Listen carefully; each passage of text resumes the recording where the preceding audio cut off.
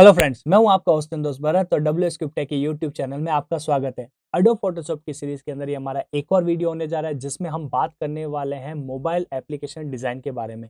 इससे पहले हमने कई सारे टूल डिस्कस कर रखे और हर एक टूल का एक सेपरेट वीडियो बना रखा है। उसके अलावा उनमें कई सारे ऐसे कॉन्सेप्ट है जो हम रेगुलर बेसिस पे यूज कर सकते हैं। साथ ही हमने वेबसाइट डिजाइन से रिलेटेड 4 वीडियो बना रखे हैं जिसमें हमने उसके ओवरव्यू में डेवलपमेंट से लेके स्क्रीन कंपेटिबल है तक क्या-क्या चीजें ध्यान रखनी पड़ेगी। उसके साथ हमने वायर फ्रेम, वेबसाइट की एक्चुअल डिजाइन और मॉकअप इन सबको सेपरेटली डिस्कस कर रखा है। और इस वीडियो में आज हम जाएंगे मोबाइल एप्लीकेशन डिजाइन के बारे में। तो चलिए शुरू करते हैं। अभी हमने जो लेआउट अभी ओपन कर रखा है या इंटरफेस ओपन कर रखा है ये वही है जिसमें हम कंट्रोल एन प्रेस करते हैं और अपनी साइजेस डिफाइन करते हैं। अब हमारे पास कई बार कॉम्प्लिकेशन हो जाती है कि क्या हमें साइज रखनी चाहिए। जैसे वेब के केस में तो हमने क्या किया था, हमने आपको कुछ स्टैंडर्ड साइज बता दी थी। ठीक है। अब एंड्रॉयड एप्लीकेशन या आईफोन एप्लीकेशन की बात करूँ तो हमारे पास दुनिया भर की साइजेस मिल जाती है।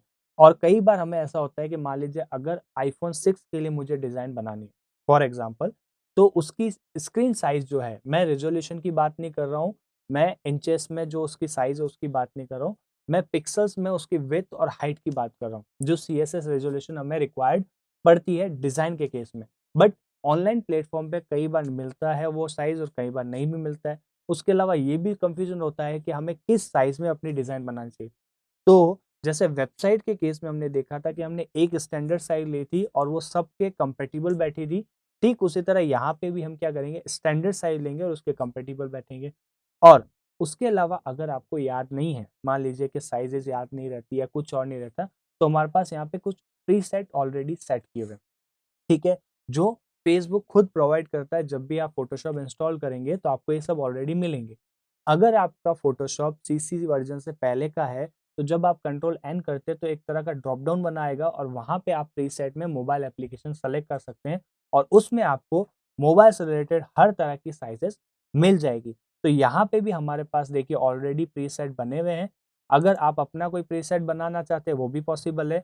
वो है फ़ोटोज़ के जो स्टैंडर्ड साइज़ आती है, लैंडस्केप, पोर्ट्रेट मोड या जैसे भी आती है, वो ऑलरेडी यहाँ पे देखिए बनी हुई है। प्रिंट के केस में जैसे लेटर होता है, लीगल लेटर होता है, ए4 साइज़ होते हैं, उनके भी यहाँ पे हमारे पास ऑलरेडी बने हुए आए हैं। आर्ट और इलस्ट्रेशन से रिलेटेड भी हमारे पास ऑलरेडी आए। वेब से रिलेटेड भी हमारे पास देखिए कई सारे साइज़ेज़ यहाँ पे अवेलेबल है। तो आप पिछले वीडियो में जैसे हमने डिस्कस किया था अलग-अलग साइज़ के बारे में, उसके अकॉर्डिंग भी ले सकते हैं और यहाँ पे भी ऑलरेडी हमने डिफाइन किए, मतलब ऑलरेडी फ़ोटोशॉप की तरफ से हमें मिल चुका है, तो ये भी साइज़ेज़ हम ले सकते हैं। उसके अलावा फ़िल्म एंड वीडियो भी है और एंड में आते हैं मोबाइल में। तो आज हम बात करेंगे मोबाइल एप्लीकेशन की डिज़ाइन के बारे में। तो इनमें से कोई भी प्रीसेट हम सेलेक्ट कर सकते हैं जो कि बन जाएगा आर्टबोर्ड। अब आर्टबोर्ड एक नया टॉप वर्ड आया आपके लिए, उसको भी थोड़ा एलैबोरेट करेंगे। तो अभी मैं क्या कर रहा हूँ, आईफ़ोन 6 को ही मैं एज़ अ स्टैंडर्ड साइज़ ले रहा हूँ। आप चाहें तो 876 प्लस या आईफ़ोन 876, आईपैड प्रो 10.5 इंच, अलग-अलग तरह के आपके पास ऑप्शन अवेलेबल हैं। आप कोई भी चूज़ कर सकते हैं। बट मैं अभी स्टैंडर्ड आईफ़ोन एक्स ले रहा हूँ। ठीक है, जैसे ही मैंने यहाँ पे क्लिक करूँगा, यहाँ पे इसकी विड्थ और हाइट ऑटोमैटिकली सेट हो गई। अब मुझे क्या करना है, ये पीएसडी को डिज़ाइन करना है, तो मैंने ले लिया मोबाइल ऐप डिज़ाइन, एग्ज़ाम्पल के तौर पे इसको 1 नंबर दे दिया, ठीक है? उसके अलावा विड्थ और हाइट ऑलरेडी इसके क्लिक के बाद यहाँ पे सेट हो गई, रिज़ॉल्यूशन वही रखेंगे 72 पिक्सल पर इंच, आरजीबी कलर मोड और व्हाइट बैकग्राउंड के साथ। अब अभी आप जब ये ओपन करेंगे तो आपके पास ये आर्टबोर्ड आया। आर्टबोर्ड यानी कि आपने पहले से प्रीसेट डिज़ाइन को सेलेक्ट किया है, तो एक तरह से ये पूरा-पूरा अपने आप में एक ग्रुप टाइप समझ लीजिए, वो बन के आ गया है। जिसको कल को आप इसके अंदर जो भी बनाते हैं, वो सारा इसके अंदर रहेगा एज़ अ ग्रुप की तरह और इसको आप हाइड, अनहाइड यानी कि एक ही डिज़ाइन में आप मल्टीपल लेआउट्स की डिज़ाइन बना सकते हैं, just like a group type काम हो रहा है। यानी आपने पूरी-पूरी डिज़ाइन बना दी होम पेज की सपोज़ करिए और उसको यहाँ से हाइड कर दिया, उसको नाम दे दिया 1, 2 या होम पेज जो भी है। और फिर सेम ही लेआउट पे यानी सेम ही पीएचडी पे आपने अबाउट अस की भी बना ली, आपने कोर्सेज़ की भी बना ली, आपने कॉन्टैक्ट अस की बना ली, ऐसे करके आपने सारी इमेजेस या सारी डिज़ाइन्स बना दी। तो ये अपने पास आर्टबोर्ड आ गया। अब आपको एक चीज़ और छोटी-सी ध्यान रखनी पड़ेगी कि वेबसाइट के केस में हम हर एक पेज को वेब पेज के नाम से जानते हैं। यहाँ पे हम जनरली लेआउट्स इसको बोलते हैं। यानी एप्लीकेशन में जितने भी यूआई आप अलग अलग पेजेस देखेंगे, कॉन्टैक्ट, होम, अबाउट अस, ये सारे लेआउट्स के नाम से ज़्यादातर रिप्रेजेंट होते हैं। तो यहाँ पे हमारे पास आर्टबोर्ड 1 आ गया। अब इस आर्टबोर्ड 1 को मैंने नाम दे दिया, सपोज करिए स्प्लैश स्क्रीन, ठीक है। अब स्प्लैश स्क्रीन क्या है वो भी बात कर लेते हैं। जब भी आप एप्लीकेशन ओपन करते हैं, तो एप्लीकेशन ओपन करते ही आपको उस एप्लीकेशन का लोगो दिखाई देता है। चाहे कोई भी एप्लीकेशन आप ओपन करिए, लेआउट ओपन होने से पहले आपको सबसे पहले वो लोगो दिखाई देता है, या कुछ सेकंड के लिए एक लेआउट आता है, जिससे आपको आइडिया लगता है अच्छा ये एप्लीकेशन इससे रिलेटेड है। हालांकि इंस्टॉल की हुई होती है, पता होता है, लेकिन एक रिप्रेजेंटेशन होता है कि आप अब एप्लीकेशन स्टार्ट हो रही है और ये एप्लीकेशन इससे रिलेटेड है। तो उस स्क्रीन को कहते हैं स्प्लैश स्क्रीन। अब स्प्लैश स्क्रीन ज़्यादा कॉम्प्लिकेट भी नहीं होती है, ज़्यादा टफ भी नहीं होती है, लेकिन आपकी क्रिएटिविटी के अकॉर्डिंग आप अपने अकॉर्डिंग जैसी चाहे वैसी बना सकते हैं। हम एक स्टैंडर्ड स्प्लैश स्क्रीन बनाएंगे। तो हम ये चाहेंगे कि जब हमारा वेबसाइट जब हमारी एप्लीकेशन ओपन हो, तब स्प्लैश स्क्रीन में डब्ल्यू स्क्रिप्ट, क्योंकि हम रिप्रेजेंट बार बार डब्ल्यू स्क्रिप्ट टैग को ही कर रहे हैं, तो डब्ल्यू स्क्रिप्ट टैग को ही एग्जाम्पल लेंगे हम। तो डब्ल्यू स्क्रिप्ट टैग का लोगो आए, एक बैकग्राउंड है, दैट्स ऑल, जो फ्यू सेकंड्स के लिए दिखेगा और बाद में हमारा लेआउट ओपन हो जाएगा। अब वो कैसा दिखाना है, तो यहाँ पे अभी हम क्या कर रहे हैं, जो हमने लास्ट टाइम पीएचडी बनाई थी, वेबसाइट की पीएचडी बनाई थी, ये आप देख चुके हैं, इसकी बनाई थी। तो इस केस में हम क्या करेंगे, इस यहीं से इसका लोगो उठा देते हैं और स्प्लैश में ले आते हैं। फाइन, ठीक है। उसके अलावा मैं क्या करता हूँ, बैकग्राउंड को चेंज कर देता हूँ। बैकग्राउंड का कलर मैं दे देता हूँ लोगो से रिलेटेड, ठीक है। तो आप देखेंगे कि बैकग्राउंड कलर हमने पूरी स्क्रीन में बैकग्राउंड दे दिया। आप ग्रेडियंट देना चाहे ग्रेडियंट दे सकते हैं, कोई पैटर्न बना के रखना चाहे पैटर्न बना सकते हैं, कोई प्रॉब्लम नहीं। तो मैंने लोगो के कलर से रिलेटेड ही हमने क्या किया, एक बैकग्राउंड दे दिया। अब ये जो लोगो है, इसको पहले तो मैं करूंगा व्हाइट बैकग्राउंड के साथ। ये लेयर में सेलेक्ट कर देता हूँ, इसको मैं करूंगा व्हाइट बैकग्राउंड के साथ, क्योंकि ऑब्वियसली इसमें जो हिस्सा ब्लू था वो कट रहा था। अब इसको मैं करूंगा साइज में बड़ा, क्योंकि इतना छोटा स्प्लैश किसी काम का नहीं है। तो ये हमारे पास ये लोगो आ गया। अब पोजीशन या फिर स्प्लैश में क्या क्या होना चाहिए, ये आपकी रिक्वायरमेंट के ऊपर डिपेंड करता है। तो हम ज़्यादा नहीं करके हम सिंपल सी एक चीज़ डिस्कस करेंगे कि हमें स्प्लैश में सिर्फ एक लोगो बना, दैट्स ऑल। तो ये मेरा पहला आर्टबोर्ड हो गया, ठीक है। तो यहाँ पे हमने क्या किया, बैकग्राउंड कलर दिया सिंपल सा और डब्ल्यू स्क्रिप्ट का लोगो लगा दिया। तो जब भी डब्ल्यू स्क्रिप्ट की एप्लीकेशन ओपन होगी आफ्टर द डेवलपमेंट इस डिज़ाइन के ऊपर, तब फ्यू सेकंड के लिए ये स्प्लैश स्क्रीन अपीयर होगी और इसके बाद आप इजीली अपने डिज़ाइन को, मतलब जो लेआउट्स है उसको एक्सेस कर सकते हैं। तो ये हमारी स्प्लैश स्क्रीन हो गई, फाइन। तो ये मेरा हो गया पहला आर्टबोर्ड। अब स्प्लैश स्क्रीन के बाद मुझे कोई ना कोई डिज़ाइन बनानी पड़ेगी, यानी कि होम पेज बनाना पड़ेगा। तो उससे पहले हम थोड़े बेसिक कॉन्सेप्ट पे चलते हैं। बेसिक कॉन्सेप्ट क्या कहना चाह रहे हैं, इससे मोबाइल एप्लीकेशन की डिज़ाइन और मोबाइल रेस्पॉन्सिव वेबसाइट भी कवर हो जाएगी। डेस्कटॉप की इसको कंपेयर करेंगे वेबसाइट से। तो डेस्कटॉप पे जो वेबसाइट होती है, उसमें जो भी एग्जीक्यूशन चलता है या डिज़ाइन का पैटर्न चलता है, वो हॉरिजॉन्टली चलता है, यानी लेफ्ट टू राइट चलता है। अब ये क्या पैटर्न है, जैसे मान लीजिए कि मैं टॉप हेडर की बात करूँ, तो लेफ्ट हैंड साइड लोगो है, राइट हैंड साइड नेविगेशन है। देन मेरा चलो स्लाइडर आ गया, बट अबाउट अस में जाऊँ तो लेफ्ट हैंड साइड देखिए इमेज है और राइट हैंड साइड टेक्स्ट है, ठीक है। सेम मेरा अगर बात करूँ ट्रेनिंग कोर्सेज, तो देखिए ये 4 एक रो में दिखाई दे रहे हैं, यानी कि एक ही रो में मेरे 4 ऑप्शन अवेलेबल है। Depend up to the design, but एक हॉरिजॉन्टली पैटर्न चल रहा है। टॉप टू बॉटम तो मॉड्यूल्स ऐड ऑन होते जा रहे हैं, लेकिन हर एक मॉड्यूल हॉरिजॉन्टली चल रहा है, ठीक है। लेकिन अगर मैं इसी कोई मोबाइल एप्लीकेशन की बात करूँ या फिर इसी कोई डेवलपर मोबाइल रेस्पॉन्सिव में बनाता, तो किस तरीके से बनाता, वो कुछ इस तरीके से बनाता। अब इस तरीके से मैं मतलब ये है कि यहाँ पे एग्जीक्यूशन चलता है टॉप टू बॉटम, क्योंकि मोबाइल स्क्रीन जो होती है उनकी जो साइज होती है वो कंपैरेटिवली डेस्कटॉप की कम होती है। तो वहाँ पे हमें इतना स्पेस नहीं मिलता कि हम हर चीज़ को अच्छे से तो लेफ्ट टू राइट शो कर सके। तो हम जनरली क्या करते हैं, टॉप टू बॉटम एग्जीक्यूशन चलाते हैं। जैसे एग्जाम्पल के तौर पर अगर हम इधर बात करें, तो यहाँ पे टॉप में लोगो था, लेकिन लोगो हमने यहाँ से एक तरह से हटा ही दिया, उसकी नीड नहीं है। अगर क्लाइंट शो करना चाहता है तो वहाँ टॉप में यहाँ पे एक लोगो शो कर सकता है, और जो पूरा नेविगेशन है उसको हमने पूरा हटा के यहाँ पे एक तरह से 3 बार में शो कर दिया, और जब इस पे क्लिक करेगा पर्सन, यानी कि एंड यूजर क्लिक करेगा, तो पूरा नेविगेशन यानी कि मेन्यू ओपन हो जाएगा। साथ में हमने 3 डॉट से राइट मेन्यू को भी रिप्रेजेंट किया है अगर अवेलेबिलिटी या फिर क्लाइंट की रिक्वायरमेंट है तो। देन स्लाइडर पे अगर हम आए तो देखिए सिंपल सा यहाँ पे स्लाइडर भी हमने यहाँ पे दोबारा दिखा दिया। अब जो टॉप टू बॉटम और लेफ्ट टू राइट एग्जीक्यूशन की आप बात करें उसको कैसे करेंगे, जैसे कि यहाँ पे अभी क्या चल रहा है, लेफ्ट में एक इमेज चल रही है और राइट में क्या चल रहा है, टेक्स्ट या फिर पैराग्राफ हमने लिख रखा है अबाउट अस से रिलेटेड।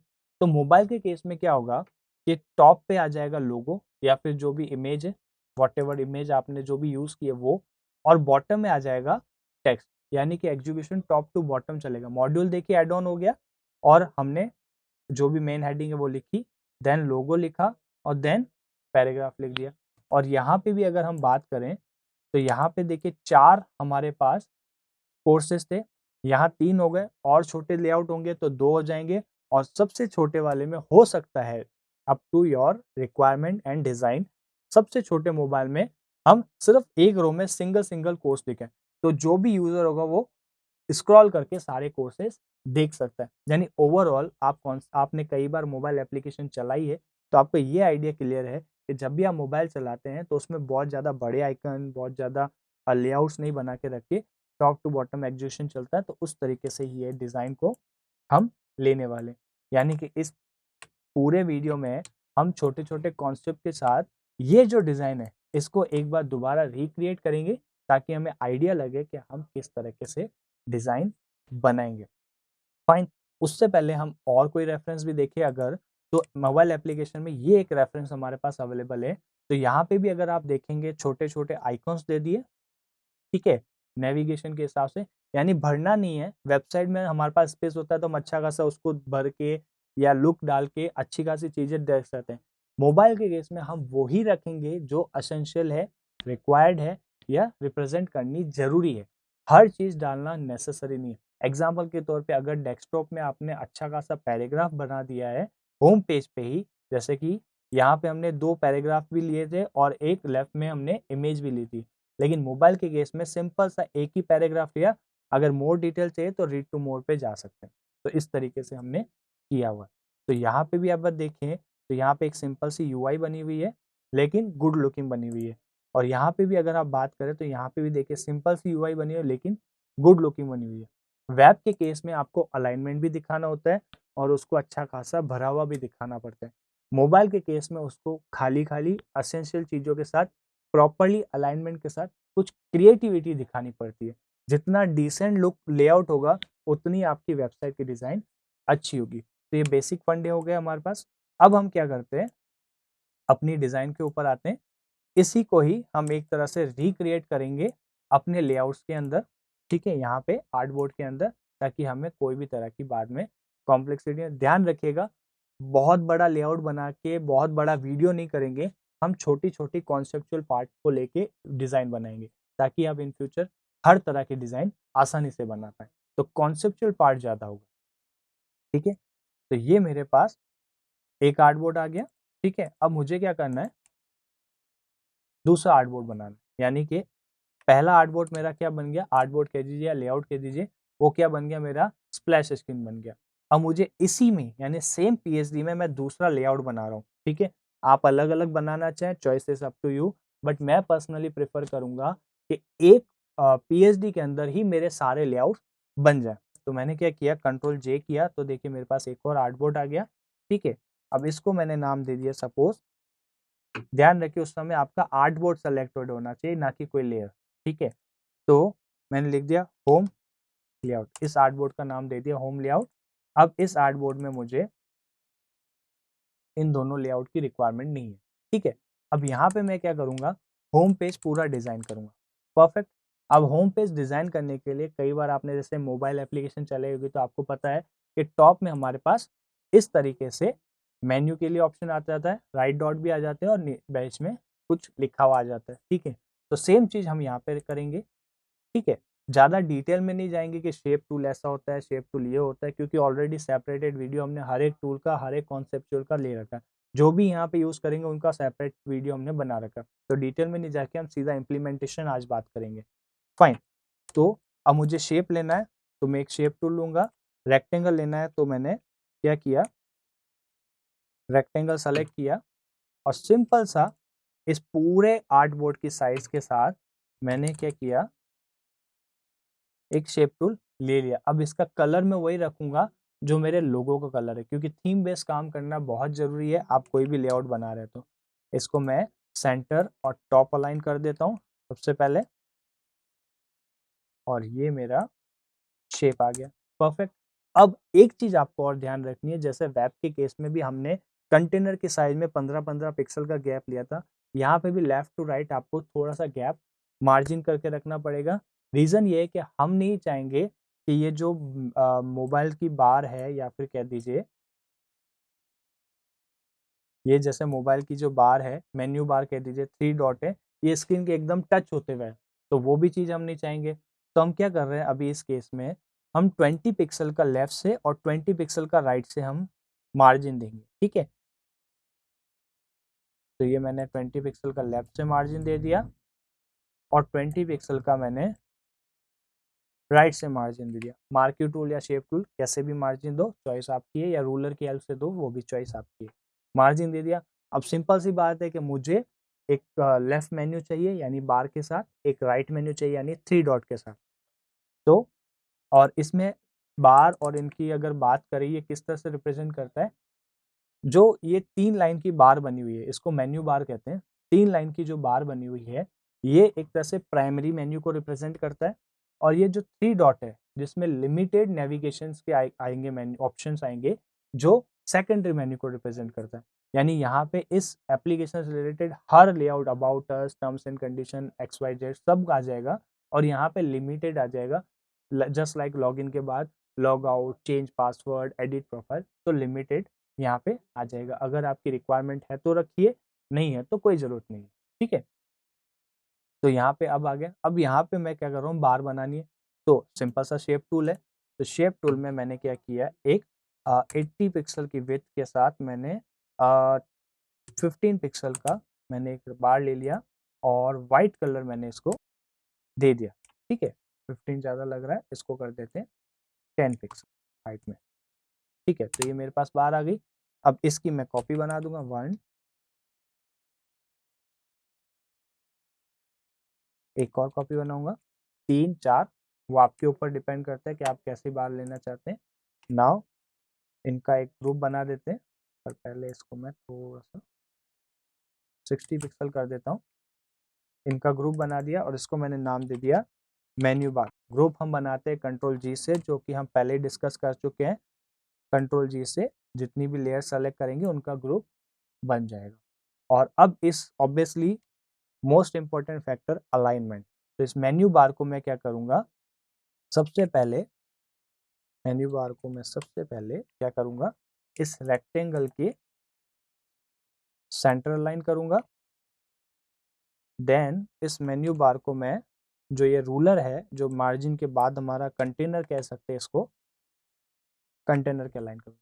फाइन, सिंपल, ज़्यादा कोई इसमें मैथमेटिक्स नहीं है, या फिर इसमें ज़्यादा कोई कॉम्प्लिकेशन नहीं है, ठीक है। अब मैंने इसको मेन्यू बार नाम दे दिया ग्रुप का। अब मैं चाहूँगा राइट हैंड साइड में सेकेंडरी मेन्यू कह दीजिए, तो उसको मैं 3 डॉट से रिप्रेजेंट करूँगा। तो सिंपल सा है, मैंने इक्लिप्स लिया और यहाँ पे 20x20 का एक वाइट कलर का डॉट बना दिया, ठीक है। चॉइस अप टू यू, आप अपने अकॉर्डिंग साइज कम ज़्यादा ले सकते हैं। मैं यहाँ पे इसको 20 बाई आई थिंक 20 ठीक था, ये ले लेता हूँ, ठीक है। और 3 डॉट मैंने यहाँ पे कॉपी कर लिए। कंट्रोल जे से लेयर को आप कॉपी कर सकते हैं। Fine, perfect. तो ये मेरे 3 डॉट हो गए। अगेन मैंने इनका ग्रुप बना दिए, इसको मैं कह दूंगा 3 डॉट्स कह दीजिए, सेकेंडरी बार कह दीजिए, वो चॉइस आपकी है। ग्रुप का नाम आप अपने अकॉर्डिंग दे सकते हैं, लेकिन ग्रुप में ही काम करिए, उतना अच्छा रहेगा। अगेन मैं क्या करूँगा, इसको जो हमारा रेक्टेंगल है उसके सेंटर वर्टिकली अलाइन कर दूंगा और कंटेनर के अलाइन कर दूंगा। तो ये परफेक्ट हो गया। अब सेंटर में मुझे यहाँ पे कुछ चाहिए, जैसे कि टेक्स्ट चाहिए, वो मैंने लिख दिया WScript टैग। अब आप अपने क्लाइंट के या कस्टमर के अकॉर्डिंग इन लेआउट का नाम डिसाइड कर सकते हैं। मैंने एग्जांपल के तौर पे लिख दिया WScript tag home layout, that's all. तो यहाँ पे आप एक तरह से अपने पेज का यानी इस लेआउट का आप टाइटल सेट कर सकते हैं। तो ये मैंने इसको भी आपस में अलाइन कर दिया। फाइन, तो ये मेरी एक तरह से टॉप बार या फिर कह दीजिए टास्क बार मोबाइल में कहते हैं, वो कंप्लीट हो गई। अब मैंने इन तीनों का क्या किया, ग्रुप बनाया और इसको मैंने बोल दिया टास्क बार। सिंपल सा लॉजिक, नो मेजर कॉम्प्लिकेशन इधर, ठीक है, ये बात हो गई। अब यहाँ पे मुझे इसके बाद जो जनरली लेआउट्स या फिर एप्लीकेशंस में अगर बात करें, तो आप जितनी भी एप्लीकेशन देखेंगे यहाँ पे एक स्लाइडर जरूर आता है, यानी कि मोबाइल में ऑलरेडी हमारे पास स्पेस कम होता है, तो हम अपनी असेंशियल चीज़ों को कई बार जैसे ऑफर हो गई ये सब दिखाने जरूरी होते हैं, तो वो ज़्यादातर हम अपने स्लाइडर में सेट करते हैं। तो काफ़ी केसेस में आपको लेआउट्स में स्लाइडर मिल जाएंगे, तो हम यहाँ पे भी क्या कर रहे हैं, स्लाइडर लगा रहे हैं। ये बैकग्राउंड हमने सेम रिपीट किया था मोबाइल एप्लीकेशन के लेआउट में, तो इसी को ही हम ले लेते हैं, ठीक है। रूलर से मैंने हेडर को यहाँ पे सेट कर दिया और यहाँ पे मैंने अपना ये स्लाइडर का लेआउट भी सेट कर दिया, सिंपल सा, ठीक है। और मेरी क्या की, इसमें जो टैगलाइन थी, जो मेरी सिंपल सी टैगलाइन है, उसी को ही मैं क्या कर रहा हूँ, यहाँ पर लेके आ रहा हूँ, ठीक है। यानी जो टैगलाइन हमने इस डिज़ाइन में ऑलरेडी रेफरेंस की डिज़ाइन में बना रखी है, वो लेके आ रहा हूँ, क्योंकि इसको लिखने का कोई सेंस तो है नहीं दोबारा लिख के मैं आपको बताऊँ, क्योंकि टेक्स्ट टूल से आप आराम से अवेयर हो चुके हो और टेक्स्ट टूल का एक सेपरेट वीडियो हमने बना रखा है, ठीक है। तो ये मैंने टैगलाइन बना दी, इन दोनों को आपस में अलाइन कर दिया, परफेक्ट, ये मैंने अलाइन कर दिया।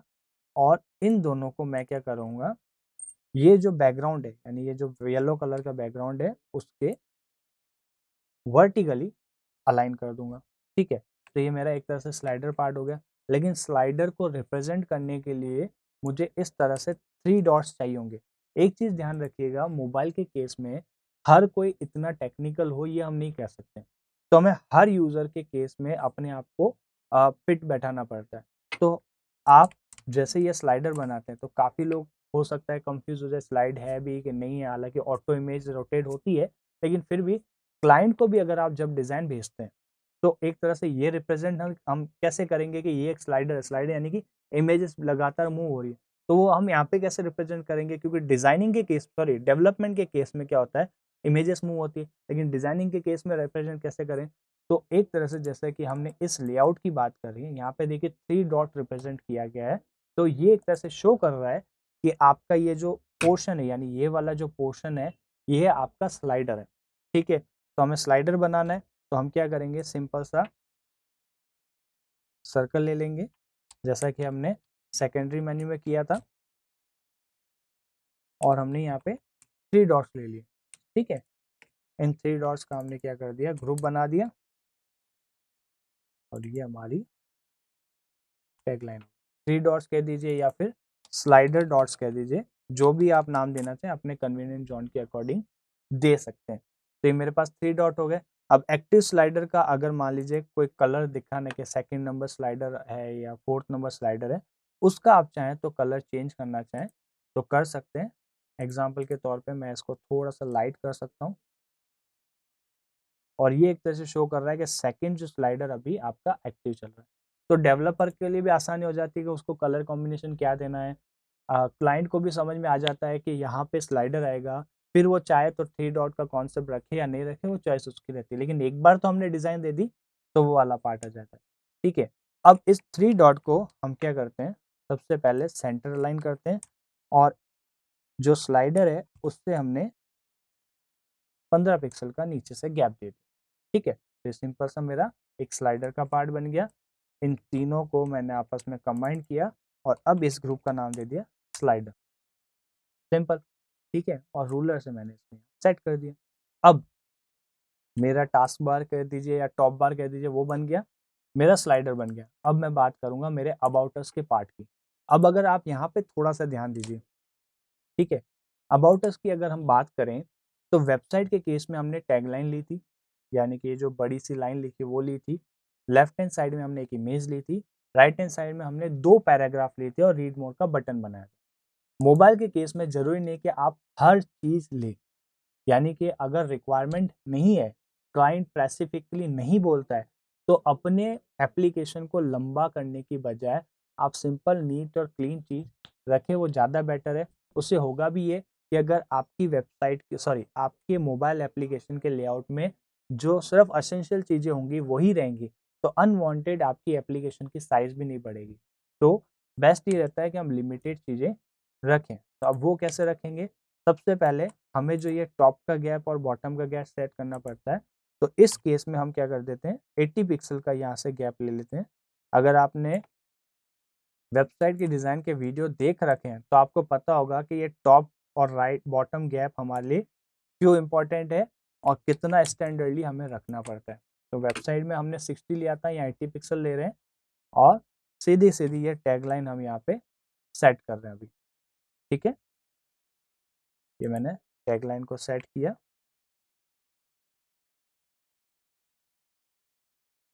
साइज़ इसकी थोड़ी-सी हम कम कर देते हैं। अब हमने ड्रैग एंड ड्रॉप ही किया है हालाँकि, लेकिन ये जो लेआउट है, इसमें हमने जो प्रीसेट यूज़ किया था वो आईफ़ोन 6 किया था और अभी इस वीडियो के लिए हम एक तरह से आईफ़ोन एक्स हमने जो साइज़ ली थी, इसलिए थोड़ा साइज़ का मैटर है। अदरवाइज़ अगर हम ड्रैग एंड ड्रॉप करते थे तो ये पूरा-पूरा इसी के अंदर कवर हो जाता। तो कोई कन्फ्यूज़न होने वाली बात नहीं है। ये सिंपल सा हमने जो टैगलाइन है, उसको यहाँ पे सेट कर दिया। फाइन, ये हमारी टैगलाइन हो गई। अब यहाँ पे 80 पिक्सल तो ऑब्वियसली यहाँ पे 80 पिक्सल नहीं आएगा नेक्स्ट लाइन के लिए, तो हमने यहाँ से ले लिया इसको 60 पिक्सल का गैप। जूम करेंगे, कई बार छोटे लेआउट्स में प्रॉपर्ली नहीं बैठता है, तो जूम करके हम सेट कर देंगे। ये 60 पिक्सल का आ गया। फाइन। तो अब 60 पिक्सल के बाद तो अब हमें क्या चाहिए, एक पैराग्राफ चाहिए सिंपल सा। तो यहाँ से मैं क्या कर देता हूँ, पैराग्राफ पूरा ड्रैग एंड ड्रॉप कर देता हूँ और इसकी साइज जो है मैं वो थोड़ी सेट कर देता हूँ 24 करीब या फिर 28। ठीक, एंड देन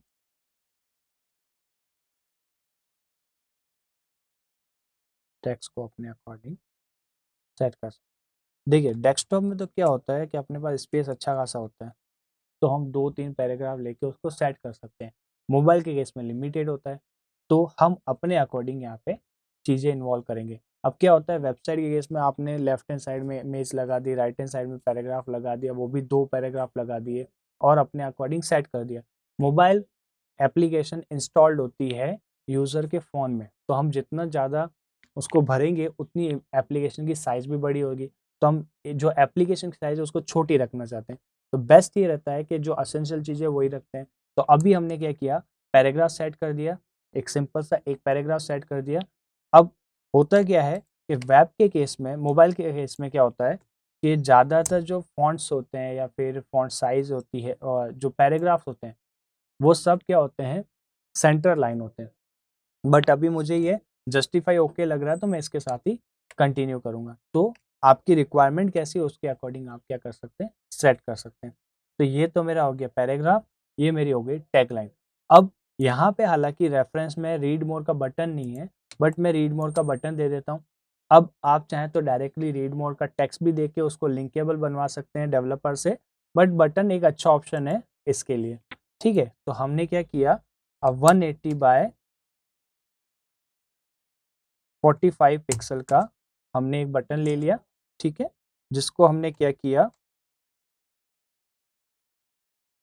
40 पिक्सल के गैप से पैराग्राफ के बाद सेट कर दिया, क्योंकि यहाँ पे हमने क्या किया था, 60 80 का दिया था, सॉरी 60 पिक्सल का यहाँ नीचे दिया था, यहाँ पे 60 पिक्सल का गैप था, यहाँ 80 पिक्सल का गैप है। तो यहाँ हम क्या करेंगे, इस पैराग्राफ पैराग्राफ के बाद हम 60 पिक्सल का गैप देंगे और इस बटन को क्या करेंगे, सेट करेंगे।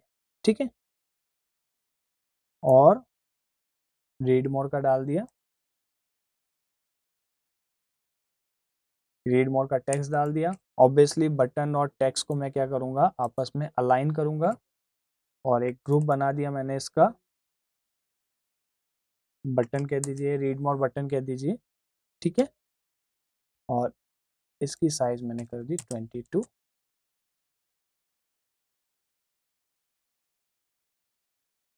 और इसको मैंने क्या कर दिया, लेफ्ट अलाइन कर दिया।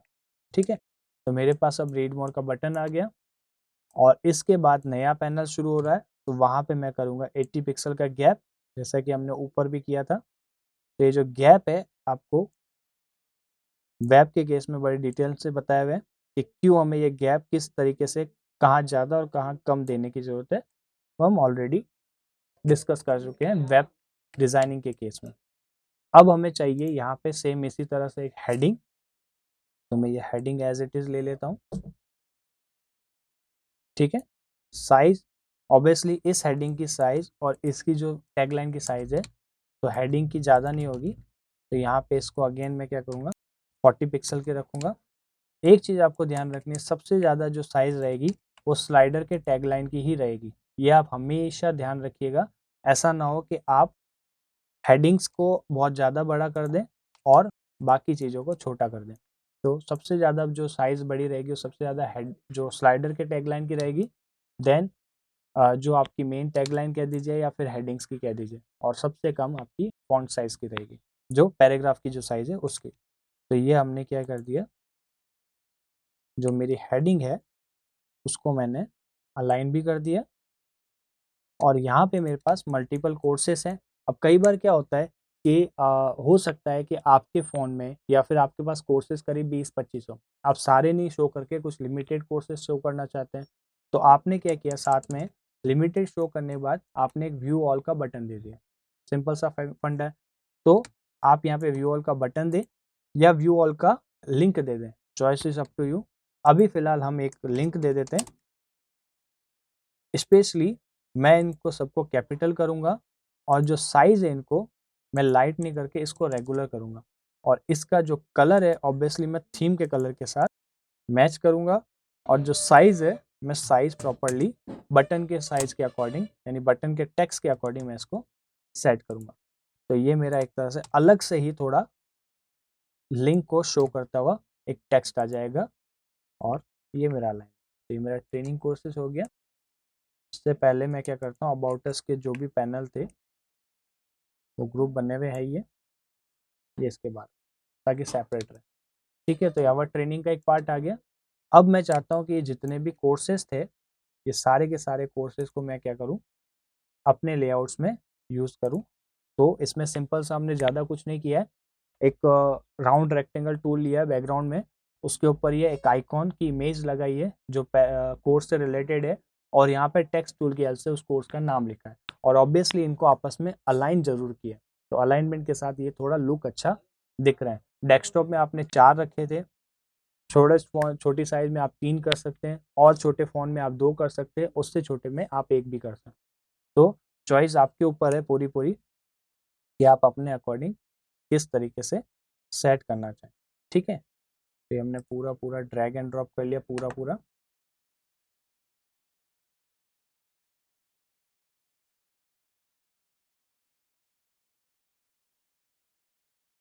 ये मेरा कोर्सेस का पूरा पूरा हम ड्रैग एंड ड्रॉप करेंगे, पहले वाला सही से नहीं हुआ था। ये ड्रैग किया और ये ड्रॉप किया। ठीक है, अब इनकी साइज जो है वो थोड़ी ज़्यादा है, तो हम इनको एक साथ ही कंट्रोल टी से रिसाइज कर देते हैं।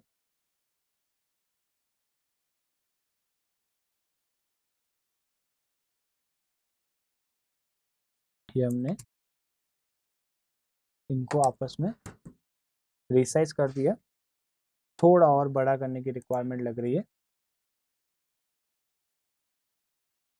ठीक है, अब इनके बीच में गैप अगेन हमें कितना करना है, 60 पिक्सल का करना है, तो 60 पिक्सल का गैप कर लेते हैं।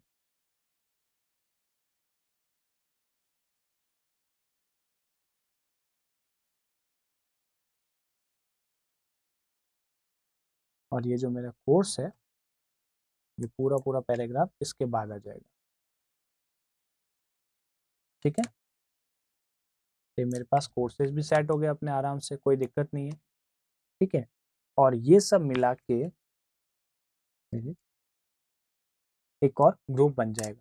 तो मैंने टॉप की टास्क बार बना दी, मैंने स्लाइडर बना दिया, मैंने अबाउट अस का सेक्शन बना दिया, मैंने ट्रेनिंग का सेक्शन बना दिया, और देन मैं बॉटम के हिस्से में अगर कोई और स्पेशल रिक्वायरमेंट तो वो भी कर सकता हूँ। जस्ट फॉर एग्जांपल, जैसे मान लीजिए अब इस आर्ट बोर्ड की साइज मुझे बड़ी करनी है, तो इस बार मैं यहाँ पे देखिए जैसे ही ये आर्ट बोर्ड को डायरेक्टली क्लिक करता हूँ, ठीक है, तो यहाँ पे मेरे पास रीसाइज करने का ऑप्शन भी आ गया, ठीक है, तो ये आप देख रहे हैं। तो मैं चाहूँगा इसके बाद कोर्सेर मॉड्यूल के बाद हम क्या करेंगे, एक और बैनर डाल देंगे रिक्वायरमेंट के अकॉर्डिंग, और ये मैंने सेट कर दिया। तो मेरी फुल साइज में मैं चाहता हूँ एक बैनर यहाँ पे आ जाए, तो हम कोई भी ले सकते हैं। हम एक काम करते हैं, गूगल से ही कोई अच्छा सा बैनर निकाल लेते हैं। सपोज करिए ग्राफिक्स डिजाइनिंग सर्विसेज बैनर, कोई भी ले सकते हैं, ये थोड़ा अच्छा लग रहा है, इसकी कॉपी की,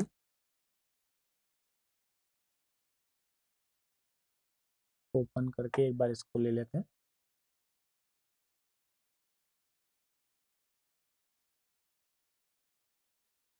और यहाँ पेस्ट कर दिया, ठीक है, तो ये हमारा एक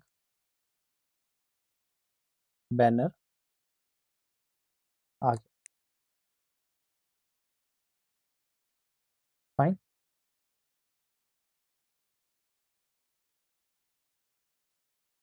अब बन गई हमारी ये एक तरह से पूरी डिज़ाइन। तो यहाँ पे हमने रेफरेंस के तौर पे लिया था ताकि आपको आइडिया लगे कैसी चीज़ क्या हो रही है। अगर ये चीज़ दोबारा बना देते तो काफ़ी लंबा वीडियो बन जाता, बट कॉन्सेप्चुअल पार्ट इसमें पूरा क्लियर है।